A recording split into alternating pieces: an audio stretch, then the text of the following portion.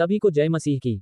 हम बाइबल को शुरू से पढ़े समझे और जाने ताकि परमेश्वर की आज्ञाओं को हम समझ सके और पवित्र बाइबल में जो वचन है वह परमेश्वर के जीवित वचन है। अगर आप उसको ग्रहण करें तो परमेश्वर आपके लिए सब कुछ कर सकता है, क्योंकि परमेश्वर आप सभी से बहुत प्यार करते हैं।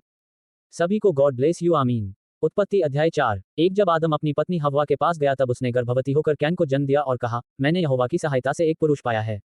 दो फिर वह उसके भाई हाबिल को भी जन्मी, और हाबिल तो भेड़ बकरियों का चरवाहा बन गया, परंतु कैन भूमि की खेती करने वाला किसान बना। 3 कुछ दिनों के पश्चात कैन यहोवा के पास भूमि की उपज में से कुछ भेंट ले आया। 4 और हाबिल भी अपनी भेड़ बकरियों के कई एक पहिलौए बच्चे भेंट चढ़ाने ले आया और उनकी चर्बी भेंट चढ़ाई। तब यहोवा ने हाबिल और उसकी भेंट को तो ग्रहण किया। 5 परंतु कैन और उसकी भेंट को उसने ग्रहण न किया। तब कैन अति क्रोधित हुआ और उसके मुंह पर उदासी छा गई। 6 तब यहोवा ने कैन से कहा, तू क्यों क्रोधित हुआ और तेरे मुंह पर उदासी क्यों छा गई है? 7 यदि तू भला करे तो क्या तेरी भेंट ग्रहण न की जाएगी? और यदि तू भला न करे तो पाप द्वार पर छिपा रहता है और उसकी लालसा तेरी ओर होगी और तू उस पर प्रभुता करेगा।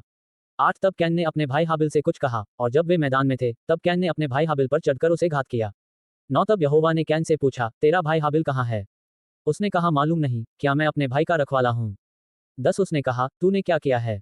तेरे भाई का लोहू भूमि में से मेरी ओर चिल्लाकर मेरी दुहाई दे रहा है। 11 इसलिए अब भूमि जिसने तेरे भाई का लोहू तेरे हाथ से पीने के लिए अपना मुंह खोला है, उसकी ओर से तू शापित है।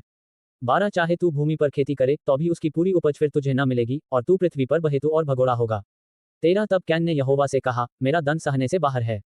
14 देख, तूने आज के दिन मुझे भूमि पर से निकाला है और मैं तेरी दृष्टि की आड़ में रहूंगा और पृथ्वी पर बहेतु और भगोड़ा रहूंगा, और जो कोई मुझे पाएगा मुझे घात करेगा। 15 इस कारण यहोवा ने उससे कहा, जो कोई कैन को घात करेगा उससे 7 गुना पलटा लिया जाएगा। और यहोवा ने कैन के लिए एक चिन्ह ठहराया, ऐसा नहीं हो कि कोई उसे पाकर मार डाले। 16 तब कैन यहोवा के सम्मुख से निकल गया और नोद नाम देश में, जो अदन के पूर्व की ओर है, रहने लगा। 17 जब कैन अपनी पत्नी के पास गया जब वह गर्भवती हुई और हनोक को जन्मी, फिर कैन ने एक नगर बसाया और उस नगर का नाम अपने पुत्र के नाम पर हनोक रखा। 18 और हनोक से ईराद उत्पन्न हुआ, और ईराद ने महुयाल को जन्म दिया, और महुयाल ने मतूशाइल को, और मतूशाइल ने लेमेक को जन्म दिया। 19 और लेमेक ने 2 स्त्रियां ब्याह ली, जिनमें से एक का नाम आदा और दूसरी को सिल्ह है। 20 और आदा ने याबाल को जन्म दिया। वह तंबुओं में रहना और जानवरों का पालन इन दोनों रीतियों का उत्पादक हुआ। 21 और उसके भाई का नाम युबाल है, वह वीणा और बांसुरी आदि बाजों के बजाने की सारी रीति का उत्पादक हुआ।